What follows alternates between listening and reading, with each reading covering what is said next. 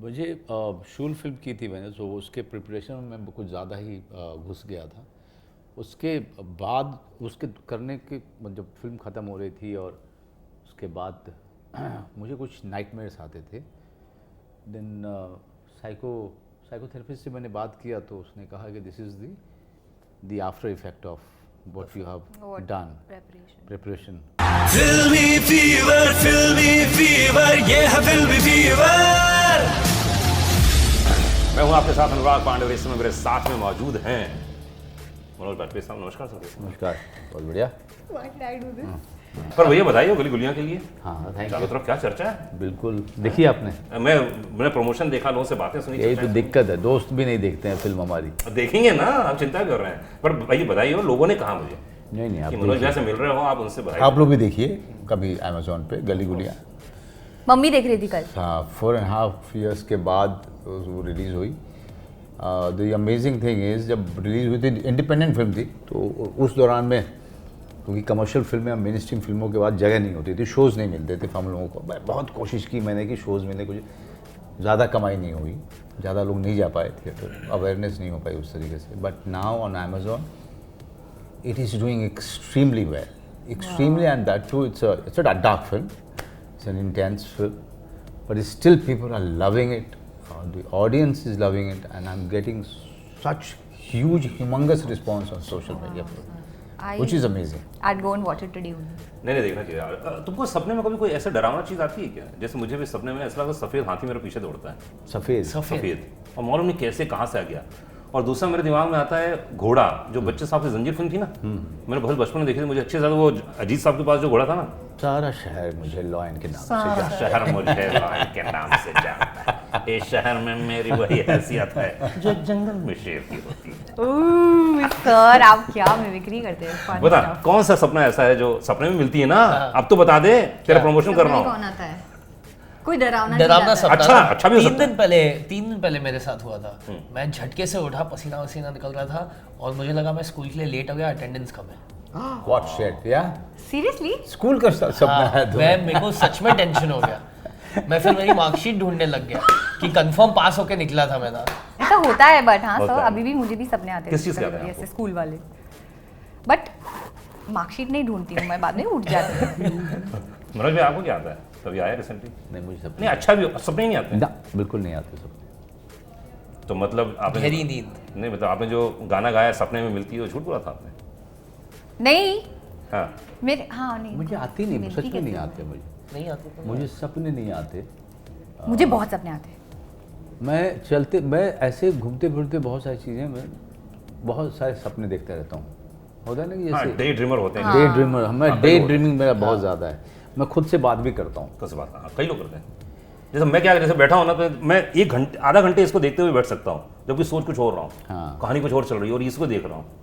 तो मैं बचपन में किताबें रख लेता सामने, माँ सोच रही पढ़ रहा है, जबकि पूरी कहानी, पूरी स्टोरी बना लेता था। Right. पूरे थिएटर के प्ले होते थे, वहीं बना के फिर लिखना शुरू कर देता था। मैं 2.5 घंटे में तो पूरा प्ले लिख देता था। 2.5 घंटे में 1 घंटे का पूरा प्ले हो जाता था। Right. पर जेन्युइनली भाई होता होगा, जैसे दिलीप कुमार साहब कहते हैं ट्रेजेडी किंग थे वो, तो वो नहीं, सारे एक्टर्स होता भैया ये Done, इम्पैक्ट। क्योंकि definitely. आप लोग तो 4 घंटे काम करते हैं बस सेट पे, 5 घंटे 6 घंटे बैठे हैं, उसके बाद ज्ञानियों की तरह बात कर रहे हो। 40 दिन का काम करने के लिए हमको कम से कम 80 दिन का प्रिपरेशन चाहिए होता है, अगर आप गली गुनिया जैसी फिल्म कर रहे हैं तो। अभी इनके पिताजी की फिल्म जो मैंने की, उसका प्रिपरेशन समझो कि हमने 2 महीने किया। 150 तो रीडिंग मैंने की हुई है, कम से कम मैं कह रहा हूँ। एक क्लाइमेक्स इन्होंने आई थी देखने के लिए, जो इन्होंने देखा, वो क्लाइमेक्स एक स्पीच है पूरी 6 पेज की। वो 6 पेज की स्पीच की प्रैक्टिस मैंने नहीं भी की होगी तो कम से कम 200-300 बार की होगी। सो उसकी प्रिपरेशन जो होती है पांडे, उसमें ज़्यादा जान जाती है। लेकिन this is what actors enjoy, they enjoy the process so much. इसीलिए जब उनकी कोई फिल्म नहीं चलती है ना, तो उनको तकलीफ होती है कि यार बहुत मेहनत की थी। बहुत मेहनत की थी हमने। अभिमन्यु आप भी फील करते हैं इस बात को? आप मेहनत करती हैं इतनी? बहुत कोशिश करता हूँ। कोशिश तो क्या क्या सबसे ज़्यादा कौन से सीन के लिए, कौन सी फिल्म के लिए आपने बहुत मेहनत की? किसी गाने के लिए बहुत मेहनत की? नहीं, पहली पिक्चर मर्द को दर्द नहीं होता के लिए बहुत मेहनत की, क्योंकि और उसके एक पहले फिल्म थी भाई साहब।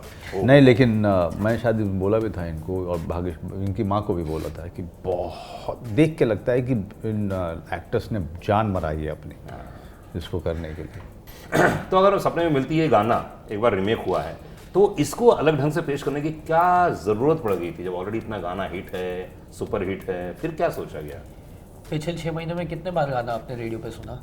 ये वाला? हाँ, ये वाला तो नहीं सुना। नहीं पिछले 1 साल में, पिछले 5 साल में? नहीं, 5 साल में सुना, 2-3 बार सुना। 2-3 बार 5 साल में। आपको नहीं लगता ये और बजना चाहिए? तू बजा देंगे ना वही वाला? अब तो बजाएंगे ना। अब बजाएंगे। अब अब 100% बजाएंगे। बजाएंगे, it's just to relive बजाओ। क्या बोले तो? बच्ची अच्छा बोल रही जैसे आप रिलिव कर सकते हैं उस गाने को फिर से इन अ डिफरेंट साउंड। डिफरेंट मतलब बीट्स अलग हैं, बीट्स हाँ। खास करके जिस जनरेशन में जो अभी का है समय, जो हम लोग स्टेज पे भी बात कर रहे थे कि ये गाना बिल्कुल सही कह रहे हो कि ये गाना बहुत सुपर हिट Iconic गाना है, है, हाँ। आइकॉनिक गाना है, और क्या शब्द हैं, क्या कंपोजिशन है, किस तरीके से सुरेश वाडेकर जी ने गाया भी है। बट आइकॉनिक गाने जो हैं जब आगे के जनरेशन को जाते हैं तो वो जनरेशन का कि आपको बिहेवियर पैटर्न देखना होता है। आज का जनरेशन ना बीट्स को लेकर बहुत ज़्यादा क्रेजी है।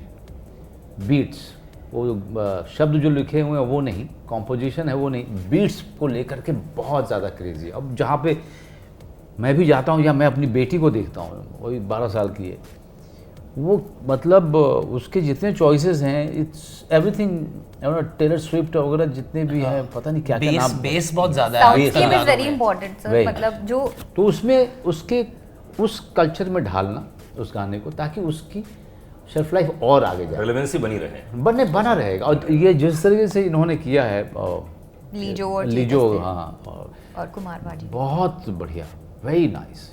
मुझे अच्छे से याद है जब रिमिक्स का जमाना पहला दूसरा गाना तो लता जी ने विरोध किया था कि रिमिक्स नहीं होने चाहिए, मुझे अच्छे से याद है। तो मैं पहला आदमी था जो रेडियो में गया, मैंने कहा रिमिक्स होने चाहिए, क्योंकि आज की नई जनरेशन के हिसाब से वो म्यूजिक और संगीत फायदा ये होता है कि जो पुराने लिरिक्स होते हैं वो हमको जुबान में याद है, और जब नया बीट आता है तो हमको मजा आ जाता है। अभी देखिए पाकिस्तान में वो जो कितना गाना वायरल हो गया। होगा, कौन सा किसका गाया वो गाना, लता जी का गाना गाया वो गाना, बीट्स उसके चेंज हैं, और वो लड़की नाच रही है उस पे जो वायरल हुआ है। मैं तो हमेशा इसी पक्ष में रहा हूँ। सर मतलब हम ये गाना सुनते कभी कभी सुनते, बट अब हर जगह बज रहा है। तो अगर मेरे से भी बहुत सारे जो छोटे बच्चे हैं, लाइक ही सेड 12 साल की इनकी बेटी हैं, so she is also getting to know कि ऐसे हमारे गाने होते थे। नहीं, मैं तो बहुत पक्षधर हूँ, मैं तो हमेशा कहा, मैं हमेशा पक्ष करता हूँ इसका कि रिमिक्स होने चाहिए, रीमेक होनी चाहिए चीजों की। बिल्कुल होनी चाहिए। किसी मैंने क्या, देखो वक्त बदल गया, जमाना बदल गया, उम्र के साथ साथ सब कुछ चेंज हो जाएगा, लेकिन कुछ चीजें ऐसी जो आइकॉनिक हैं और रहेंगी। तभी तो चल रहा है, हम लोग रेडियो में हर घंटे प्ले कर रहे हैं, इसलिए कर रहे हैं। ये गाना जब आया हमने कमाल है गाना, तो बजाने चाहिए, इसलिए हमारे रेडियो ने सबसे पहले उठाया इसको, राइट। कि इसको हम लोग खूब जम के प्रमोट करेंगे और मनोज जी को इन सबको इंटरव्यू करेंगे, हमने ये सोचा था, और इसीलिए हम यहाँ पे मौजूद हैं। लेकिन बहुत हमने भी सोचा था कि हम पांडे को ही देंगे इंटरव्यू, और सबसे पहला जो इंटरव्यू होगा वो पांडे से शुरू होगा। जी जी, बस इंटरव्यू हो गया, बहुत बहुत धन्यवाद। बस ये मनोकामना पूर्ण हो गई, और क्या। मैं जीवन में जब काम करने का सोचा था ना, एक्टर बनने का, तो ये सपना था मेरा कि एक बार पांडे के साथ इंटरव्यू कर पाऊँ मैं। जी जी, आगे ना बेटा, वीडियो ले लेना बस। कहाँ मनोज है, क्या बात है, रुलाई देंगे, रुलाई कर ले।